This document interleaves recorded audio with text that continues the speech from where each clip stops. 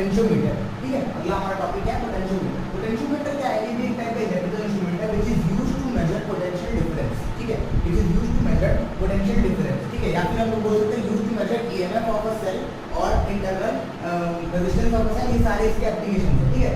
एकदम अगर आसान भाषा में अगर मैं आपको बताऊं तो पोटेंशियोमीटर क्या करता है? एक ईएमएफ कैलकुलेट करने के काम आता है, ठीक है। तो आपके मन में फिर से वही सवाल आ रहा होगा कि सर हम वोल्ट मीटर भी तो कर सकते हैं, वोल्ट मीटर भी आके इतना बड़ा लगे रहता है, उसको किसी के क्रॉस वो करो कनेक्ट करो तो हम लोग को वोल्ट मीटर मिल जाता है कि नहीं? वोल्टेज मिल जाता है वोल्ट मीटर से, है ना। आपका सवाल एकदम सही है, आपका सवाल एकदम सही है, लेकिन पोटेंशियोमीटर का भी वही नहीं है, ये एकदम एक्यूरेट देता है, ठीक है। ये एकदम एक्यूरेट पोटेंशियल डिफरेंस देता है किसी भी दो सेल के बीच में, या फिर किसी भी सेल का जो इंटरनल जो टर्मिनल वोल्टेज रहता है वो एकदम एक्यूरेटली मेजर करके आपको देता है पोटेंशियोमीटर, ठीक है ना। चलो, लेकिन सर आप फिर आप बोलोगे कि सर आप पोटेंशियोमीटर यूज क्यों नहीं करते हर जगह? क्योंकि पोटेंशियोमीटर जो होता है बहुत बड़ा रहता है, तो जगह जगह लेके कैरी करके लेके जाना और उसके बाद जाके ऐसे करके हम लोग उसमें से हम लोग को सेल का ईएमएफ चेक करना है, कहीं का पोटेंशियल डिफरेंस चेक करना पॉसिबल नहीं होता, इसके लिए हम लोग के यहाँ यूज नहीं होता है, ठीक है। हम लोग थोड़ा बहुत एरर को हम लोग झेल के अपन लोग वोल्ट मीटर से ही हम लोग क्या करते हैं उसका पोटेंशियल डिफरेंस नाप लेते हैं, ठीक है। चलो, तो हम लोग क्या पढ़ा था? हम लोग को पोटेंशियोमीटर पढ़ा था, ठीक है ना। तो पोटेंशियोमीटर क्या है? इसका वर्किंग प्रिंसिपल इसे हम लोग देखते हैं। वर्किंग प्रिंसिपल इसका भी क्या होता है?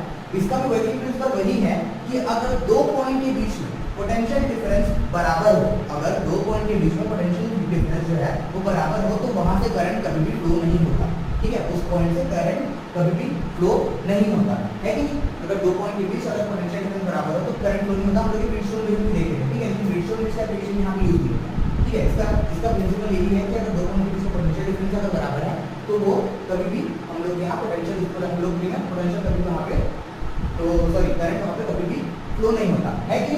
तो ये भी नल डिफ्लेक्शन मेथड पे काम करता है, ठीक है ना।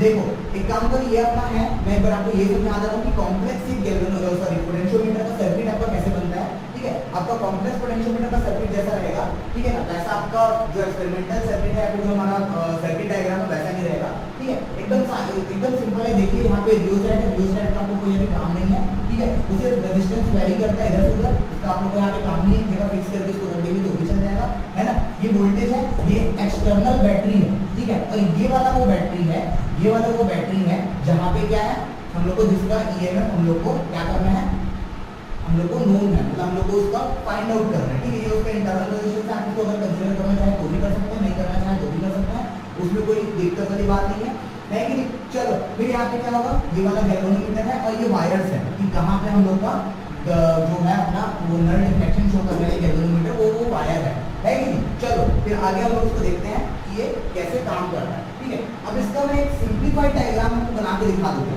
ठीक है। इसका एक सिंप्लीफाइड डायग्राम आपको बना के दिखा देता हूँ, ठीक है। मान लो ये एक सर्किट है, इसका ही सिंप्लीफाइड डायग्राम है, एकदम आपको तुरंत समझ में आ जाना ये चीज, है ना। ऐसा कुछ सर्किट बनता है सिंप्लीफाइड डायग्राम। ये सेल नोन वोल्टेज वाला सेल है कि नहीं, और ये ऐसा करके यहाँ पे मान लो आ गया ये वाला वायर, ठीक है ना। ये वाला क्या आ गया? वायर। और यहाँ से आ गया मेरे को जो उस सेल का हम लोग को निकालना है वो वाला सेल, जिसका इंटरनल रेजिस्टेंस, और यहाँ पे गैल्वेनोमीटर क्या है, यहाँ पे गैल्वेनोमीटर, यहाँ पे जॉकी, यहाँ पे क्या है जॉकी आ गया है कि। चलो, ये वाला पूरा नेमिंग कर दिया, ये वाला हो गया बी, ये वाला हो गया ई, ये वाला हो गया आर, ये वाला हो गया जॉकी जे, ठीक है। ये वाला हो गया जॉकी, है ना। ये वाला हो गया गैल्वेनोमीटर, और अपना ये क्या हो गया यहाँ पे बी हो गया, है ना। तो इसका लेंथ हो गया एल, ठीक है। इसका लेंथ हो गया मान लो एल, ठीक है। इसका लेंथ मान लो गया एल है कि।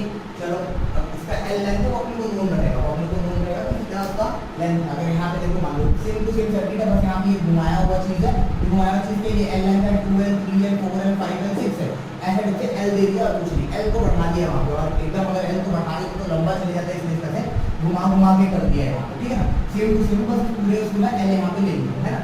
सेम सर्किट है, उसका सिर्फ मॉडिफाइड सर्किट है, बाकी जो ईएमएफ वगैरह का जो मतलब पोजीशन है वो सेम टू सेम है कि। चलो, अब इसका हम लोग प्रिंसिपल देखते हैं, बहुत सिंपल सा और बहुत ज्यादा इजी से इसका वो है अपना प्रिंसिपल है, ठीक है। मान लो ये पॉइंट का नाम लेता हूँ ए और इसको नाम लेता हूँ बी, ठीक है। ये वाला पॉइंट का नाम लो कोई भी पॉइंट ले, ठीक है। आप इसको नाम पॉइंट नाम लिखना, है ना। चलो, अब हम लोग देखते हैं, ठीक है। इसके इसके पहले हम लोग को एक टर्म पढ़ना पड़ेगा। चलो इस वायर एल के अक्रॉस इस वाले को छोड़ दो, काम करो नीचे वाले को छोड़ दो, ठीक है। नीचे वाले को अभी के लिए ध्यान मत दो कि ये ध्यान मत दो कि वाला सर्किट है। सिर्फ इतना बता दो कि इस वायर के एल के अक्रॉस में कितना पोटेंशियल डिफरेंस है, एल वायर के अक्रॉस पोटेंशियल डिफरेंस कितना है, एल वायर के अक्रॉस पोटेंशियल डिफरेंस अपना V देखो है ना, है कि नहीं। इसके अक्रॉस कोई रेजिस्टेंस को सेपरेट नहीं है, सीधे इसके अक्रॉस पोटेंशियल डिफरेंस कितना है V है। आपको टेबल बना रहा हूं, टेबल यहां हो गया, मान लो मेरा हो गया लेंथ, यहां हो गया पोटेंशियल, ठीक है, यहां हो गया पोटेंशियल, है ना। मान लो L लेंथ में, यहां बताया आपको अभी भी L लेंथ में यहाँ पे कितना पोटेंशियल है, यहाँ पे टोटल L लेंथ में कितना पोटेंशियल है, देखो L लेंथ में कितना पोटेंशियल है, V है ना, V L के क्रॉस इधर में कोई करंट फ्लो नहीं रहा है ना। मान लो यार करंट में सर्किट को छोड़ दो, पहले बोलो है ना, तो इसके क्रॉस कितना हो गया V पोटेंशियल, मतलब L लेंथ के क्रॉस है V पोटेंशियल, L लेंथ के क्रॉस कितना हो गया V पोटेंशियल, ठीक है। तो 1 लेंथ में कितना होगा, 1 लेंथ में कितना होगा, एक लेंथ में कितना हो जाएगा, एक लेंथ में हो जाएगा V/100 या फिर V/L, सॉरी V/L, ठीक है। एक लेंथ में कितना हो जाएगा V/L, तो x लेंथ में कितना हो जाएगा, x लेंथ में कितना हो जाएगा V/L into x हो जाएगा, V/L into x हो जाएगा, ठीक है। चलो आपके लिए एक बार एग्जांपल लेके देख लेता हूं, आपके लिए एक बार एग्जांपल लेके देख लेता हूं कि मान लो L = 100 सेंटीमीटर था, ठीक है। L = मान लो 100 सेंटीमीटर था, 100 सेंटीमीटर में पोटेंशियल डिफरेंस मेरा कितना है V है, 100 सेंटीमीटर में पोटेंशियल डिफरेंस कितना मेरा V है, जरूरी है, ठीक है। चलो अब उससे 1 सेंटीमीटर में कितना होगा, 1 सेंटीमीटर में कितना हो जाएगा, 1 सेंटीमीटर में हो जाएगा V/100 हो जाएगा, V/100 हो गया, वैसे तो होता था, है ना। चलो तो 2 सेंटीमीटर में कितना हो जाएगा, 5 सेंटीमीटर में कितना हो जाएगा,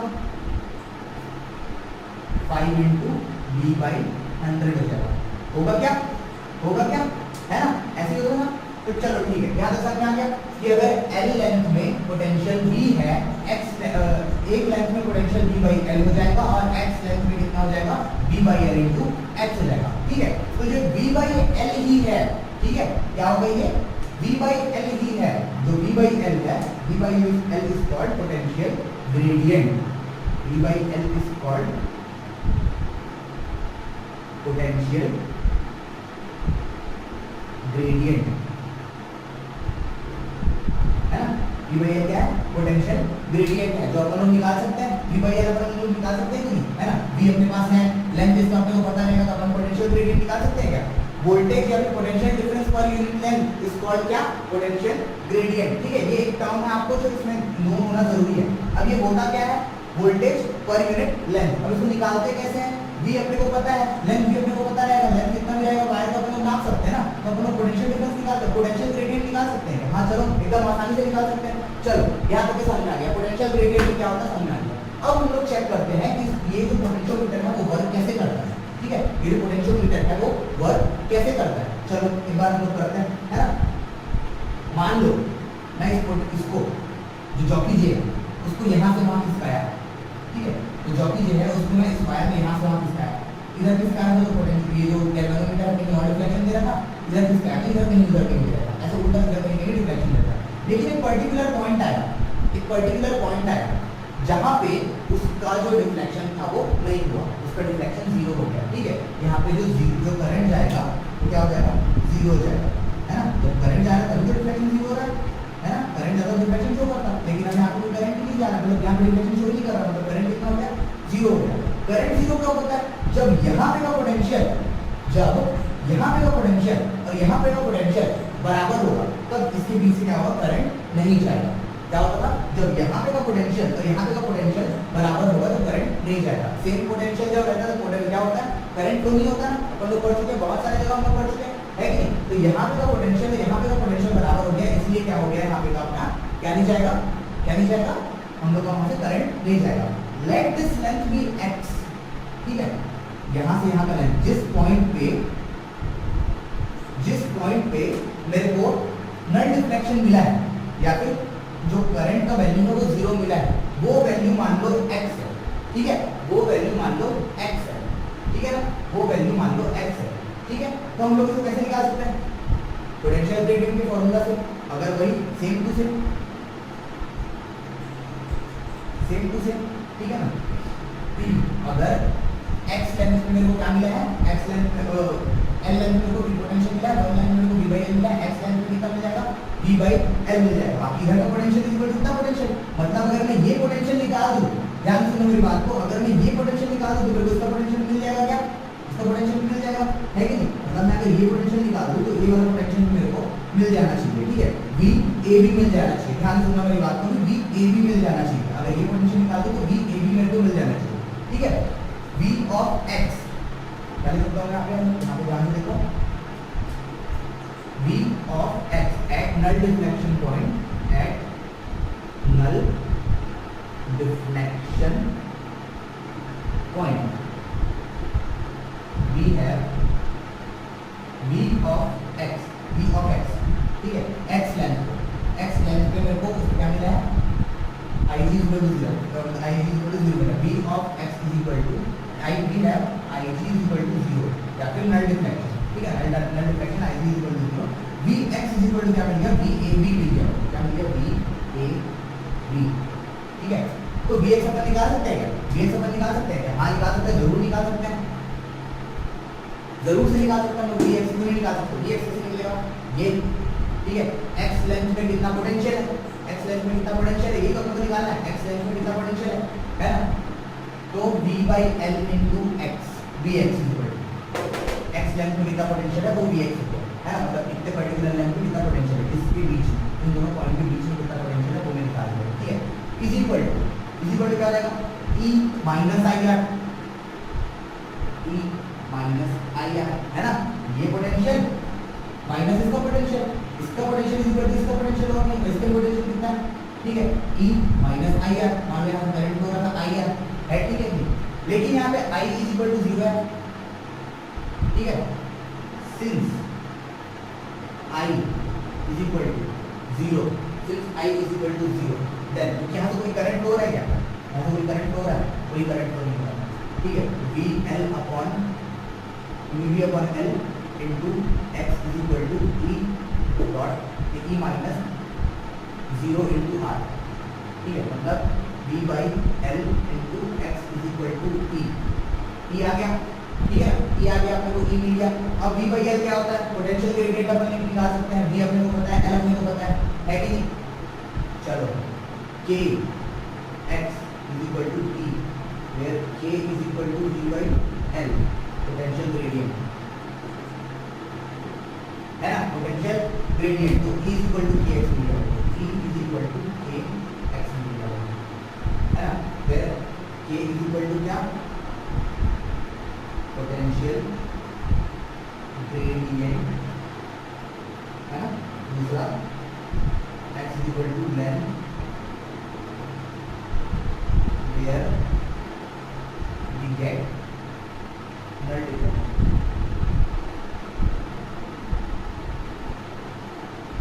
ठीक है, p is equal to unknown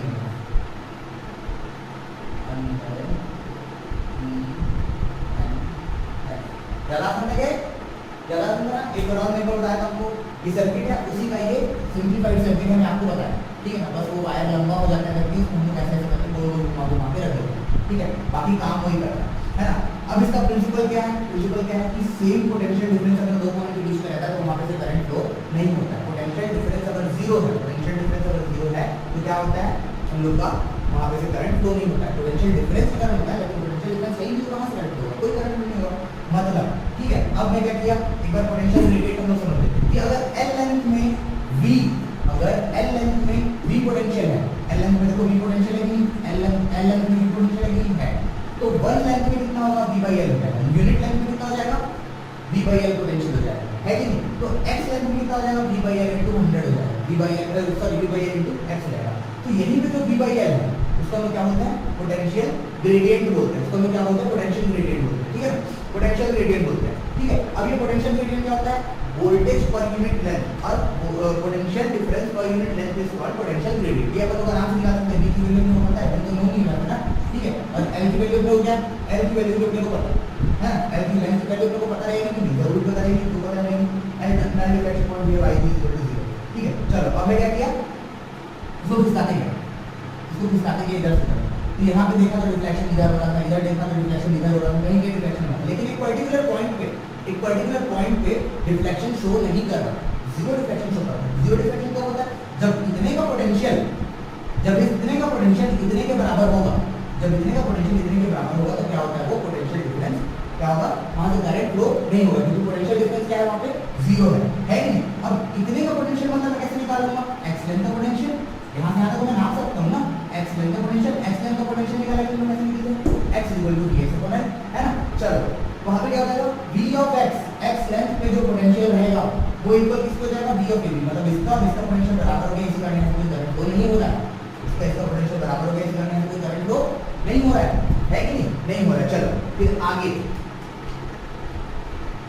इसको हम लोग क्या लिखेंगे, v ऑफ x दिया, मैं क्या लिख दिया, v by l into x पे पोटेंशियल, ठीक है, potential at x, vx is equal to potential of x, potential of x length, ठीक है, पोटेंशियल ऑफ x लेंथ, है ना।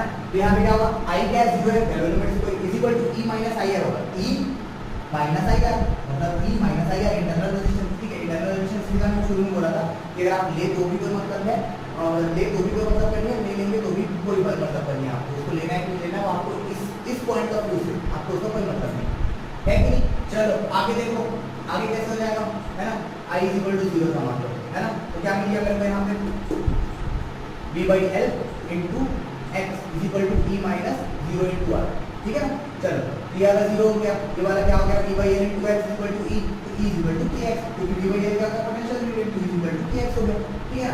अब यहाँ पर जो ये मिल गया, चलो ये हमारा मेथड था कि हम लोग इसको कैसे कैसे निकालते हैं, ठीक है। समझ में आ गया आप लोगों को, आप लोग हिंदी निकाल सकते हैं, पूरे इंग्लिश में आप लोग लिख सकते हैं, प्रॉब्लम भी एग्जाम में आया तो कुछ समझ में आ रहा है, इंपॉर्टेंट आपके लिए, मैं हमेशा बोलता हूँ, है कि नहीं। चलो अब इसमें कुछ प्रिकॉशन रखने लायक चीजें हैं, इसमें कुछ प्रिकॉशन रखने लायक चीजें हैं, ठीक है।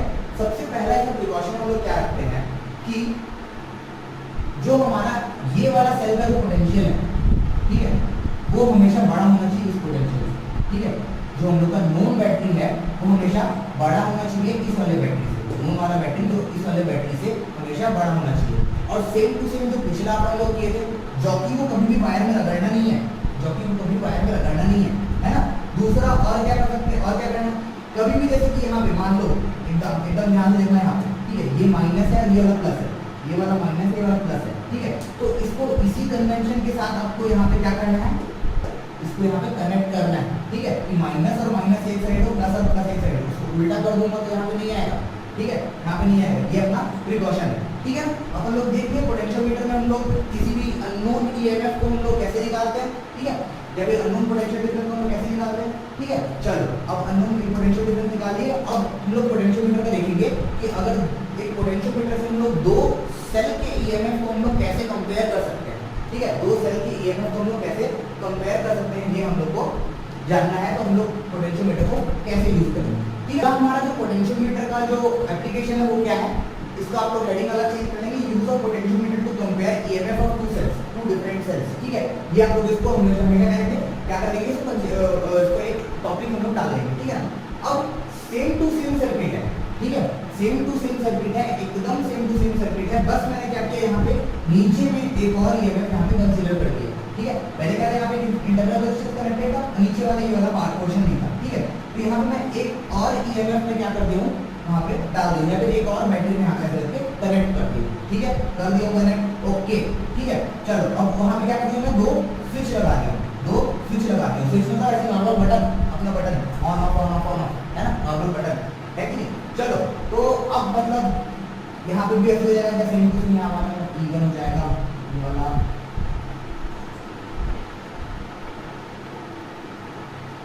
स्विच लगा दिया यहाँ पे, यहाँ पे ये स्विच लगा दिया है, तो अंदर शाम रहेगा, वो भी लगाएगा, एडिंग स्विच है, स्विच नेगेटिव है कि इसको E2 को नाम दो, E2 वाला जाएगा K2 K1, ठीक है। यहाँ पे अगर लिख देते हो उसका नेमिंग कर देता हूँ एकदम आसानी से, where K1 is equal to switch 1, ठीक है, K2 is equal to switch 2, ठीक है। E1 is equal to EMF of first cell, E2 is equal to EMF of second cell, है कि नहीं। सेम टू सेम मेथड यहाँ पे हम लोग कर रहे हैं, सेम टू सेम मेथड। अपना पोटेंशियोमीटर का अपन लोग वो नाम चुके हैं, वो देख चुके हैं अपन लोग। पोटेंशियोमीटर का अपन लोग क्या देख चुके हैं, हम लोग प्रिंसिपल देख चुके हैं ना, वर्किंग प्रिंसिपल, ठीक है। अब इसमें कुछ नहीं हुआ, दो चीज कनेक्टेड होगी, दो चीज कनेक्टेड होगी तो अपन जानेंगे सर दो चीज कनेक्टेड होगी, ठीक है। एक चीज जब चालू रहेगा दूसरा बंद रहेगा, दूसरा चालू रहेगा, आपको एक ही चीज का ऑपरेशन करना है, दो चीज का नहीं करना, ठीक है। चलो मैं यहाँ पे चालू करता हूँ कि कैसे निकलेगा ये, ठीक है ना, कैसे निकलेगा ये, है ना। हम लोग को यहाँ पे पोटेंशियोमीटर का फॉर्मूला याद रखना है ना कि अगर किसी भी वैल्यू का E निकालना है तो K इंटू एक्स होता है। क्या होता है? K इंटू एक्स होता है। Where E is equal to क्या? EMF, ठीक है। K इज इक्वल टू क्या? Potential gradient, potential gradient. X is equal to length where IG is equal to 0, length where IG is equal to 0, ठीक है। Length where IG is equal to 0, ये याद रखना हम question हमेशा, बहुत important, ठीक है। फर्स्ट सिचुएशन देख लेता हूँ, फर्स्ट केस ध्यान दूंगा मेरी बातों को, बहुत आसान है, ठीक है। आखिरी टॉपिक है आपको उसका फर्स्ट केस, ठीक है। When switch K1 is closed, when switch K1 is closed, ठीक है। जब K1 स्विच क्लोज था एंड K2 स्विच ओपन, आपने काम करता ब्रैकेट में K2 ओपन, ठीक है। K2 या यहाँ पे ओपन, K2 खुला है, ठीक है। तो चलो मैं एक काम करता हूँ, रेड लाइन से बना देता हूँ कि यहाँ पे K1 स्विच क्लोज था, ये वाला ओपन था, ठीक है। K1 स्विच क्या हो गया? क्लोज था, ओपन हो गया। तो काम यहाँ पे कौन सा करेगा? काम यहाँ पे कौन सा करेगा? नीचे वाले सर्किट को कोई मतलब ही नहीं है क्योंकि वाला स्विच ओपन है, तो इतना सर्किट में कोई काम नहीं हो गया। सेम टू सेम ऊपर सर्किट, ऊपर वाला सर्किट जैसे यूज होता था, है ना। ऊपर वाला सर्किट जैसे मतलब हम लोग पिछले वाले हम लोग वीडियो में देखे थे, पिछले वाले जिसमें हम देखे थे एप्लीकेशन में, वैसा वाला है कि नहीं। तो मान लो x1 लेंथ पे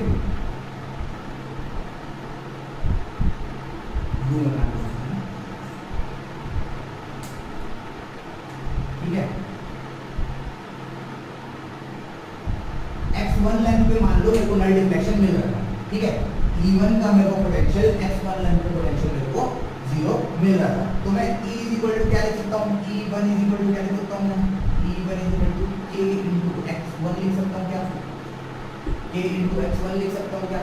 जरूर लिख सकता हूँ। Where E1 is equal to EMF of first cell and K1 is equal to length